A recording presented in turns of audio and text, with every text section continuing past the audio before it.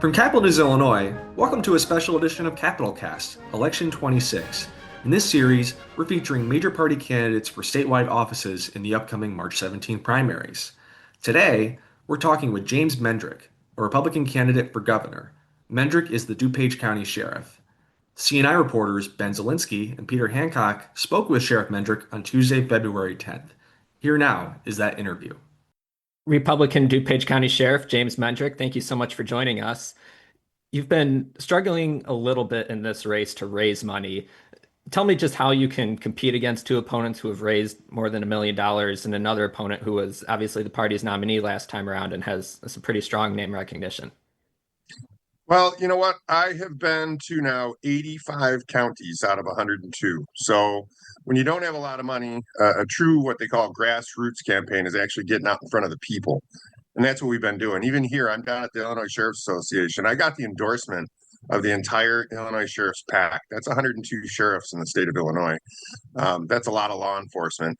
And out of all the counties that we've been going to, the personal touch, what do you spend campaign money on? I've done this, long enough to know. Flyers, ads, all the stuff that really doesn't work so much right now. What everything is about now is touching people and social media. And I will tell you, our social media is blowing up. We get about 1.8 million viewers per 28 days just on Facebook alone, and we're on about 8 different platforms. So our social media is spiking so high. All the trips are well worth it. While I may have gone to 85 counties over the last 11 months, I live right next door to Chicago. And, I didn't realize it, but, you could drive 7 hours in Illinois and still be in Illinois. That's a very big state. So getting in early, I've been doing this for about 11 months. It gave me time to actually go and touch human beings. And I don't think there's any bigger way to garner support than actually talking to people, letting them ask you questions, answer their questions. Because if you're going money, think about it. That would mean that nobody has any chance because Pritzker's a billionaire. I mean, if you're just looking at money, then, $1 million in a bank account would mean absolutely nothing. It would be no different than $100,000. And in all honesty, we've probably spent about $140,000 myself this campaign already. And we're stretching every single dollar. It's kind of like my budget. This is what I always brag about when people say, what are your qualifications? I run an $80 million a year budget. That's what I do at my job. I have 504 employees, 300 contractors. So I supervise over 800 people. And when I say I run an $80 million budget, I run it to the penny. I've never in 12 years gone over my appropriation with our budget. And we work the same way with our campaign budget. We stretch every single dollar. And you know what? I have probably about 120 volunteers, 8 drivers. It truly is a grassroots campaign, but I haven't seen anything significant. We're down to 34 days. What have they spent their money on? What are they doing with it? How has it made a difference? Show me something tangible that their money's given them over the last, few months. There's been no movement because of money. So, Sheriff, your campaign has focused a lot on law enforcement and public safety issues, but there's a lot more involved in the governor's office than just that. The governor has to deal with issues like education, with healthcare, economic development, the financial management of the state. I'm wondering, what experience or qualifications do you have to deal with those issues, and how do you convince voters that you're not just a single issue candidate? I think a lot of people misunderstand a sheriff's office being a police department, right? So we're more like Microsoft. Like I said, we're an $80 million government budget, and we're dealing in government. It's another government position. And you have to understand headcount contracts. I'm the main contract guy, arbitrated awards. Again, I supervise over 800 people in a government institution. There's a lot about knowing about jobs, job task analysis. I mean, even if you look at what's going on with headcount, again, I guess I should go back a second just to show you what qualifies me as what I've done in my career. So 6 years of my job was a financial investigator. I ran detectives and I did nothing but financial investigations on drug cartels, on retail theft rings, on billion-dollar embezzlers, And that's what I did. I took that 6 years of financial experience in financial investigations, and I built, implemented, and created an entire digital forensics laboratory that clones hard drives just to find financial, acuities where people are stealing money. So I guess the way I look at budgets is going to be a little different than your regular politician. I'm an investigator.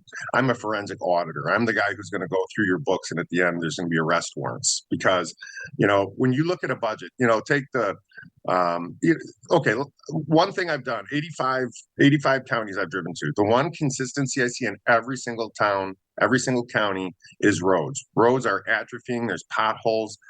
There's bridges are looking horrible. And the funny thing, there's two revenue sources to fix that problem.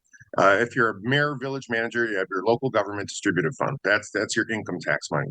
So that's been drugged down from 10% to 6%, and JB Pritzker is going to freeze that. And our mayors and village managers are never going to have infrastructure money because that money was solely for road repair and infrastructure. So now we're going to say, okay, state, we want you to help. So there's your gas tax. So we're going to go into the gas tax, and that's how we're going to fix roads. Because again, there's 2016 amendment that says that money is solely for road repair and infrastructure. But it didn't stop J.B. Pritzker from sweeping $308 million from that fund about 4 or 5 months ago.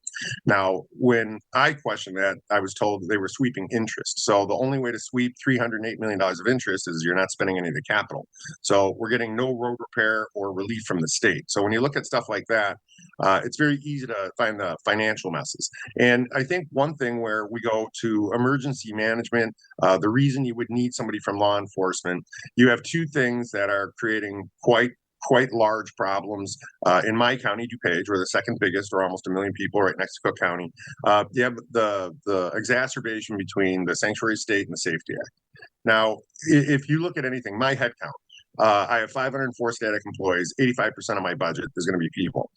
We do a lot of rehabilitative programs in the jail. We're the national leaders in rehabilitation, which, by the way, could be replicated across the entire state. We probably saved DuPage County about $10 million in incarceration costs just through rehabilitating our criminal population. That could be replicated too.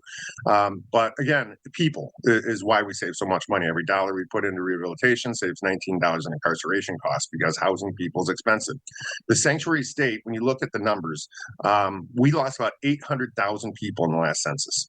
And now we have gained about 700,000 people who are here illegally, the immigration. And when you look at that, and then I get it, they're counted in the census too. That keeps congressional seats.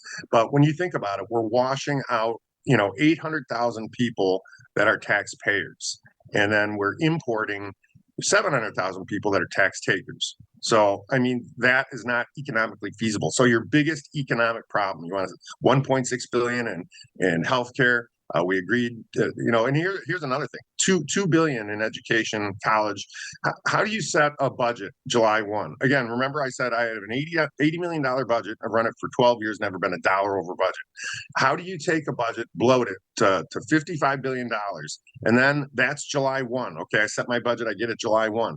Now, less than 2 months later, I had $2 billion in as an unfunded mandate for education for illegal immigrants, for abortion pills in all the schools, for mandatory mental health screening for the kids. That adds it up. Now you bloat your budget up another $3.5 billion a couple months after it was set. That would be like me telling my county board, hey, I get my budget appropriation on December 1. I'm going to hire an extra 50 cops in January, February, without any meetings, without any appropriations being set aside, through an executive order or a House bill. And that's what they're doing. So I understand government workings. I understand when aldermen are getting $140,000 for their job, but their assistants are making $240,000 for their jobs. That's not right. That's against government job code. See, when you have government jobs, you have a job code that's supposed to, your skills, knowledge, abilities, educational requirements, what you need to have that job. And then there's a range that you're supposed to be paid. And there's a cap on that range. That is being horribly abused in government jobs in Illinois. They have given people more money than they should. It's on a buddy system. Just in the sanctuary state, in auditing how our jobs are doled out, would allow us to just create so much revenue. And you know what? I'm a learning person too. I didn't know a year ago that we've killed 90% of our wetlands, and that with only 10% left, I know it sounds, mundane maybe to people like us who are probably more city style, but that means I have to cart water by vehicle to all my cattle, and that costs a lot of money. I didn't realize that we were hitting farms with an estate tax. As soon as they hit $4 million, you see these poor farmers scrambling to diversify their portfolio so they don't hit the $4 million mark, which is like a farm and maybe 3 pieces of equipment before they get hit with that huge tax that hits them when it's $4 million. And trust me, we're a big agricultural state. That's what I found out. And you know what? I would guarantee his first day as governor, I would raise that cap to 14 million and match the federal cap, and not hold our farmers down to 4 million. But then you have stuff like, solar panels. They're selling all these solar farms on these agricultural platforms. That's farmland, and that technology atrophies, is damaged by weather, and it poisons the soil. It can make you unable to farm for up to 20 years. And instead of those farmlands, and mind you, with the solar panels, they're signing contracts for 20 to 30 years. So if something happens and you end up having to sell or transfer that farm, the people who have the lease on the solar panels have first crack at that land because they have a contractual obligation and a lease on that land already. And instead of solar panels, they should be growing soybeans and corn, because that makes biofuel, that's jet fuel that we can export at a large profit to bring our energy costs down. And that's just through agricultural. When excuse me, when you take on any kind of endeavor like this, you have to be a researcher, a studier, and that's what I'm an investigator. There's no topic that's going to be so foreign to me that I can't learn or I can't digest it. Budget is what I do. I've, in a 30-year police career as sheriff, and again, I manage a courthouse, I manage a crime laboratory, I manage the second biggest jail in this state, patrol, and we've combined patrol with 40 other agencies through consolidation without harm. So, I understand government, I understand budget, I understand headcount. Most of my job has been administrative. Now, Sheriff, you've been in law enforcement for a long time. What do you make of the way federal immigration agents are doing their job? Does any of it concern you, or does it hurt trust between police and minority communities? So it's a great question. You probably asked me my favorite question, because there is a solution. I could solve this in a day, the whole thing. That's how, I think the problem with government is deception, and they try to over complexify things to make them seem so complicated that common man just couldn't figure them out. So these raids are all J.B. Pritzker's raids, right? So it's his fault, 100%. Nobody else. The buck stops with him. And let me tell you exactly why the raids are completely his fault and have no fault at all of the federal government. The federal government have a job to do. Guess what? There's laws, and there's a group called ICE that's their job to enforce it. And they're going to have to do their job in one way or another, right? They put up their hand, they swear an oath, they're going to follow immigration law. So before this insanity with the sanctuary state started, and I'm telling you, the sanctuary state isn't good for immigrants. It's not. It creates more human trafficking than it does immigration. But here's the problem. If we did not have a sanctuary state, and this is where I could solve the problem in a day, one executive order, we are violating federal law. That's why we've lost $2 billion in federal grants, because we're defying federal law. When federal law and state law conflict, federal law prevails. That's the way it is. So if we did not have a sanctuary state, let me tell you what the routine would be. We would deal with it only in criminality and through a correctional facility. So before the sanctuary state, if you had committed a crime, and now mind you, we've never in Illinois and in any Illinois jail had people just there for immigration. You have to commit a crime that you or I would go to jail for also. So somebody commits a crime, we bring them in, fingerprint them, we get detainer. Okay, now we call ICE. They get a consulate, they talk to the detainee. First, they determine if the person was running for a crime in their native land, and then they check to see if the crime they committed here is heavy enough for deportation. And then they bring in immigration, a magistrate, fancy word for federal immigration judge, to make these determinations if we're going to deport or not. If it was something small like retail theft, they never deported on those even in the past. But if it was something big like murder, we would hold them, ICE would come, and we would hand them off, and there would be no danger, no nothing. So here's again where I know government, and I especially know law enforcement government. So I understand the operation of ICE very well. They run a very similar platform, and they're what I would call patrol units as we do. And if you have to understand, remember I said that you could drive for 7 hours in Illinois and still be in Illinois. That's how big the state is. This state has 92 jails. Now, if we call ICE and say we have a detainee who's wanted, and they're going to pick them up, it's called an ICE hold. So after 3 days, they have to pay the full boat of reimbursements, anything medical, dental, food, housing, all of that. So they have to do weekly pickups pretty much. So when we have 700,000 people in this state that are here illegally, which is unprecedented to how many we've had in the past, we have 92 jails.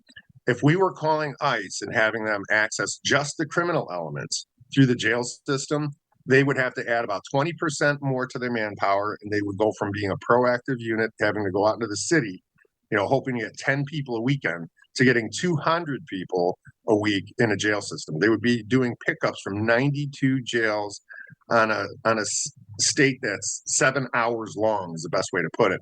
That would take ICE completely out of the proactive business of deportation and put them into a reactive transport unit business. And that's how it was before.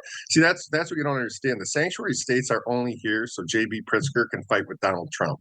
That's what this is all about, because when you look at the logic to it, it would be so easy to solve it. They're starting to see it in Minnesota a little bit, like, okay, maybe you can have some access to our jails. Yeah, guys, because that's the solution. Deal with the complete. Everyone says they want to deal with immigration only on the criminal level. Well, here's how to do it.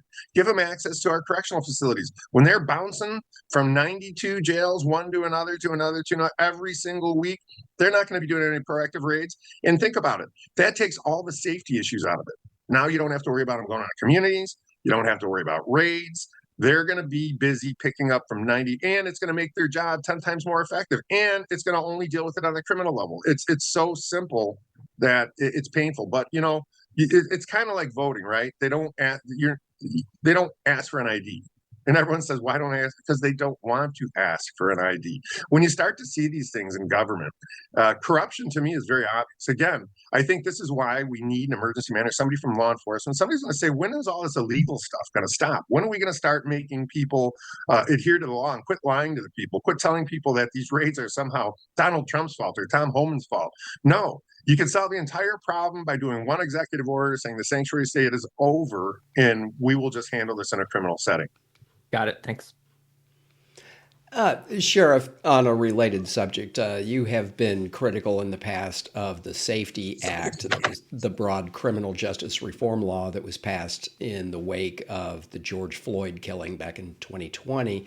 That includes the elimination of cash bail for pretrial release. Could you explain your objections to the cashless bail system? Because many people think that's just a matter of fundamental fairness. What's your objection to it? Great question. And again, I am going to go back to the media. I mean, no offense, I'm not talking about you guys. I'm talking about your mainstream media that brands everything. Think about how Safety Act, sanctuary state, safety and sanctuary, nice words, until you get to something like assault rifles, then the whole narrative changes. This is media branding. So the Safety Act is not safe whatsoever. And again, I've been here a while, and let me put it this way. We have the second biggest jail in the state. 80% of the people who come into the doors of my correctional facility are on heavy substance, fentanyl, heroin, alcohol, mixture thereof. Half of those people are self-medicating for mental health issues. So we do full drug detoxification, medicated assisted treatment, Suboxone, methadone, one-on-one mental health care. I have 200 educators and teachers and counselors that teach 80 courses per week, gang tattoo removal, and then we do job training. I let the College of DuPage actually build a satellite college within my jail. So we are a satellite of College of DuPage. We do tiling, drywalling, small engine repair, truck driving. We're opening a barber shop, indoor hydroponics, outdoor horticulture. We brought our recidivism rates down from 75 to 15%. Our opioid numbers down from 90 to 20. We get people union jobs within a couple of weeks when they're out of jail. They're making $50,000 a year, 2 weeks out of jail. That's how you handle criminality. But now with the Safety Act, and I asked Harmon, Slaughter, all these guys when they were building this, can you please just add in 3 words into the Safety Act? remand for rehabilitation. And they said they would, and they didn't. They didn't put it in. Now, think about this. 80% of the people are on substance that come into my jail, right? And guess what? Now, after about 2 hours to see a bond court judge, we let them go. You know what that's called? They're tweaking or jonesing or detoxing, whichever word you prefer. But we're letting them go in that state of mind. Do you know when you're on fentanyl, that what we interview all our inmates, they said they would rather be held down and kicked by 10 people than go through withdrawal. That's how bad the withdrawals are on heroin and fentanyl. So instead of rehabilitating them, getting them detoxification, getting them on their feet, getting them ready to reenter society with a job and back with their families, instead of all of that, we're going to let them go. Do you know you could deal an entire brick of fentanyl to a child and you'll still be out the next day because you're not considered a threat to society? That's a threshold of the Safety Act. And cash bail is such a cute description of such a large act. The reason everyone calls it cash bail, it's the only part of it they can defend. It's a cruel to cops bill. It puts a lot of erroneous. Think about this. I don't know if you guys, and this is going to be a weird thing to say, but it is. If you guys have ever been struck, like punched, I've been in martial arts and wrestling all that my whole life. When you get hit, there's a loud ringing in your ears. There's tunnel vision. It's really hard to tell what's going on. You're in survivor mode. So if a cop gets struck and has to, God forbid, shoot, do you know the Safety Act has a section in there that says we can't review the videotape before we write the report? So you're supposed to be struck, have that, cascading craziness in your head where you can barely remember anything. You don't know really what happened. Now they expect us to write a report so they can contradict us without looking at the video. That's part of the Safety Act. But they focus on cash bail because, that's the only part they could say is it's a fairness issue. And I agree. So let's not make it a fairness issue. It should be crime category based. Felonies and multiple count misdemeanors should be mandatorily held. There you go. Cash bail is gone.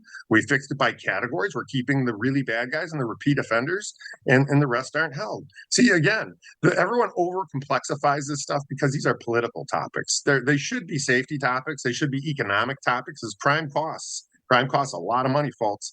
But I'm telling you, it's more simple than people lead it to be. It could easily be solved by making category based in certain crime categories. And then a bond court, instead of saying I had to let them go because of the Safety Act, they'd say I had to hold them because of the Safety Act. It'd be a very easy tweak. Now, Sheriff, moving on to state budget issues, sounds like every candidate in this race is calling for auditing state spending to find waste. Can you, I guess, maybe provide one or two specific things that you would cut from the state budget? And I guess then how would you ensure funding for the budget more broadly if you reduce taxes along with that? So again, we're going to have to look at, I think there's a lot of different types of, I don't know how to call it, subtle fraud. There was just a FOIA by another candidate, a state rep candidate on the Department of Family Services. And the audit was how many people are receiving Medicaid and have not furnished a Social Security number. And the FOIA that came back was 22,000 people, no social. Getting about 11,000 a year in benefits, which would be about 242 million. And now I know they're FOIAing Department of Children and Family Services, and they have not responded yet. But if you haven't given a Social Security number and you're getting Medicaid, it's most likely because you're here illegally, which means that part of the 700,000 people that we have in our state are getting Medicaid benefits. That is going to be billions of dollars if that's running through all the different areas that can grant those Medicaid numbers. Another thing that I have a really big issue with budgetarily is non-governmental organizations. There are billions of dollars being pumped out to guitars over guns. Little league teams that get $600,000. Come on, Lincoln College just got $500,000. I got my 2-year degree from there. They've been closed since 2022, so I don't know what they got $500,000 for. And the funny thing is that NGOs, everybody complains about. Well, they can't be FOIA, they can't be audited. So there's nothing we can do. And it's like, guys, I write contracts for a living. You could easily write one word in there that you will be subject to audit if you want the money. And I could write another line in there saying that there's going to be performance metrics. If I give you $100,000 in 3 months, I'm going to give you $25,000 in 3 months. You're going to do performance metrics for me, or you don't get another $25,000. If you do the performance metrics, you get another $25,000. We have another conversation in 3 months on your new performance metrics. I mean, if you didn't write language into NGOs, that means you did. Again, it's like kind of voting. Don't want my ID. They don't want to have those auditable. They don't want them to be foible because, come on, guys, I write contracts for a living. You write both of those elements right into the NGOs, but they don't, which means they're funneling money through that. Another thing is a full global job task analysis is called. That's matching every single employee in the state's job code to their pay rates to make sure they're within their caps. And that I can tell right now is rampant. And, for me, I don't have one person in my 504 employees that is receiving more money than their job code, their government cap would allow. That is the greatest thing to look at. Also, we have to look at auditing all contracts, sole sources, bids. There's a lot of funny business that I can see going on there. We have to quit sweeping money out of these other funds, but I think there's a lot of different revenues. Plus, I'll be honest, looking at coal is an option too. They now have these scrubbers. I've learned a lot of things about things that I didn't know about a year ago. But when you're doing something like this, you get a hold of experts and you find out what the stakeholders. I talk to a lot of people, and that's how I find out what's a platform on is what the people want, not what I want. But there's over 500 years worth of coal in Illinois that we're not using, and they have very clean ways. Coal is actually one of the cleanest energy sources now. The way they use these scrubbers, when they use these in the refining of coal, only emit basically water, and even the residual that they get from the coal, they use that as another fuel source. So we need to start looking at the energy that we have on our own soil and using that to drive down energy costs while we export at a profit. Just like I said with the soybeans and the corn, instead of solar panels, that's biofuel, that's jet fuel, that's another huge exportable business that we should be in.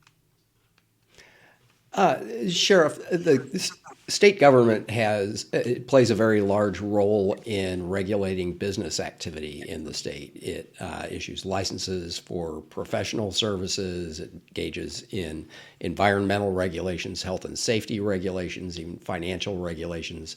I'm sort of wondering what your approach to business regulation is. I mean, do you think that the state should have a hands-off approach to regulation, or does it actually have a role to play in protecting the public? I think we're over-regulated right now. I'll be honest with you. One thing that I just thought was appalling is that J.B. Pritzker chose to not accept the no taxes on tips. I think that we're too much into the pockets of our businesses. I think regulation. I think we have to find parity with workers' compensation rates too. Our workers' compensation rates are absurd. We're 3 times higher than all the collar states. I think we need to work and help our businesses in that aspect. I also think that we need to give that local government distributed fund back to our mayors and village managers. We need to stop sweeping money out of the fuel tax, because those are for infrastructure fixes. If you want to bring business back, you want to enhance business, that brings jobs, construction jobs, paving jobs, all those monies that we would use for infrastructure, that could go to enhancing the environment to draw business back. Because right now, when you let everything dilapidate, when you're soft on crime, when your workers' compensation rates are higher than everybody else's around you, when you're not even giving relief on the tips on taxes on tips, even internet taxes have gone up. You're going to pay about $5 on every $50 just if you order something online. I think right now we are over-regulating businesses right out of our state. Now, Sheriff, you briefly brought up energy policy there. Can you maybe just briefly touch on your plan to deal with the state's energy shortfall? Obviously, we've seen a lot of issues with supply is continuing to increase, or not increasing as fast as demand is increasing. It goes back to regulation. We regulate that we can't use our own resources, but then we'll export the same resources because our consumption remains the same, yet our regulation says we have to get it from somewhere else. I think coal, again, is a great thing to look at. I think that there is so much to do without, I'm telling you, the windmills and the solar panels are both things that actually taint the environment. I've talked to enough farmers to know that The seals on the turbines leak oil into the ground. The main cause of repair for the turbines are bird strikes on them. There are harmonics that come out of those devices that are unhealthy. Solar panels are running rampant. They're government subsidies, and a lot of them are foreign owned. And I'll be honest, that's another thing that I would be looking to do. I think Sarah Huckabee from Arkansas had a great um, idea when all the seed companies were being taken over by Chinese assets, because right now we have the same problem with hog farms being taken over by Chinese assets, to where eminent domain can be used to drive out anybody who's a combatant to America and not allow them to have American interests and hold American interests on American soil. And they did that in Arkansas, and it worked. And I think that's a great idea to because right now we're pulling in companies like Goshen. We're bringing in many foreign companies that are occupying American land, and that's not going to end well. Sir, I wanted to ask you a question on education. The evidence-based funding formula is about to go into its 10th year. I'm sorry, guys. And I am going to have to go soon. I thought this was going to go to 10:30. I just have a few more minutes. Well, the evidence-based funding formula is about to go into its 10th year. The goal was to have all districts adequately funded by 2027. Clearly, there are still a lot of school districts in Illinois that remain underfunded. Do you think that formula is working as intended, and what changes to school finance would you push for as governor? That's a great question. Our schools are not accomplishing their goals. I think the only way, and this may get some people mad, but I think we have to rate our schools. I think we have to categorize them. I think there should be school choice. I think they should have to compete like college. I told you about my rehabilitative programs, and so we do GEDs also. So I get probably almost half the people in my jail cannot read or write. They're illiterate. And in a 2-year period of time, I can take somebody illiterate, get them GED qualified, certified, get them college certified, teach them a discipline like small engine repair. They can orate a written report within a 2-year period of time. So people could actually be educated through an entire high school scenario, college, and job training in 2 years. So that's a capacity. So I don't know how in 12 years so many kids can't read or write. I think a big problem is a lot of what's in the curriculum. I think instead of reading, writing, and arithmetic, where they're focusing on politics, sexuality, and there's a difference between biology and sexuality. Biology is something kids need to learn. Sexuality should not be within the school environment. It diverts what you prioritize. Instead of education, you're going to prioritize sexuality because that's what you're being fed. I think a lot of those things need to be out of school so we can focus on the basics again. But I think we need to have a school rating system, which actually we identify, who is not performing, because at the end of the day, there is going to have to be some consolidation. Even with the police, we've learned to consolidate. We self-consolidated, and I think that at some point in time, you're going to have to take those non-performing schools. But I think school choice is a big part of that.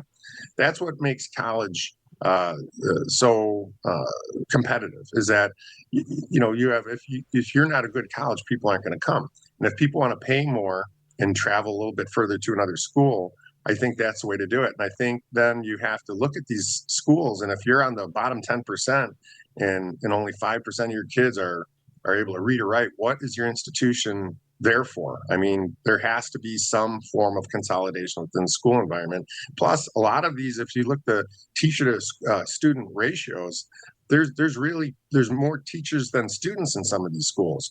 I just, again, when you look at just what a basic business model, that's upside down. Peter, I'll let you finish up here with the last one. Well, I'm just sort of wondering, do you think is the right balance between property taxes and state funding for education? I mean, right now, education is primarily funded through local property taxes. The state is only paying upwards of about 1/3 of the total cost. What do you think should be the correct balance? Well, I think the problem with property taxes is it's almost like a land grab right now. They just raised property tax in Chicago $600 to $900, and then as soon as you miss a payment, they take you into probate. Again, when you look at all this, a lot of this is being done on purpose. Eminent domain is being wielded like a sword. If you look at the agriculture, they have the regressive estate tax and the state tax. You have taking homes through probate. This is all, I hate to say it like this, I think the property taxes is a way for them to abscond a lot of our land, because again, you see what they're doing. They can lease land in the government now too. So when the government is in the land business, it's kind of like that movie, I think it's called The Founder with Michael Keaton, where they said, oh, you thought you were in the restaurant business. You're not, you're in the real estate business. And I believe that our government is purposely overtaxing on land so they can gain possession of it. And that's another thing that I think needs to stop. I think we need to start looking at bringing people back in, because again, when you take the land and you overtax it and overtax it so the government takes possession of it, when you drive out 800,000 residents and bring in 700,000 dependent residents, this is the beginning of socialism, guys. If you look at this, we're purposely overtaxing. So again, people make this sound so complicated that property taxes are going up and we can't pay for education. These are designed by the government to take control of us. These are mechanisms that take the people out that resist, bring in the people that are dependent and conformant, take away our land so the government owns it. We have to go to the government for land. And I'm telling you right now, if you look at just the cost of the sanctuary state alone, not to mention the NGOs, not to mention the fraud through Medicaid, and all the jobs and all of those things together are multiple billions of dollars that are simply done by mismanagement. Those are all items that could lower your property taxes, pay for education, but we're taxing because we can't afford the people that we brought in. When you take 700,000 people, you take an entire society and overlay them onto the existing society and say compete, something's going to break. They can't afford that. Nobody could afford that. So they've got to do all this taxation to pay for the people they're bringing in. If you bring a dependent society, if you replace 800,000 taxpayers with 700,000 tax takers, you have to pay for that. And there's no way to pay other than taxing and property taxing. And that's what's costing us our education. That's what's costing us all of these things, is that they have to recover that money. Okay, DuPage County Sheriff James Mendrick, thank you for joining us. Thank you, guys. Appreciate it. That was DuPage County Sheriff James Mendrick, a Republican candidate for governor. And this has been a special edition of Capital Cast, Election 26.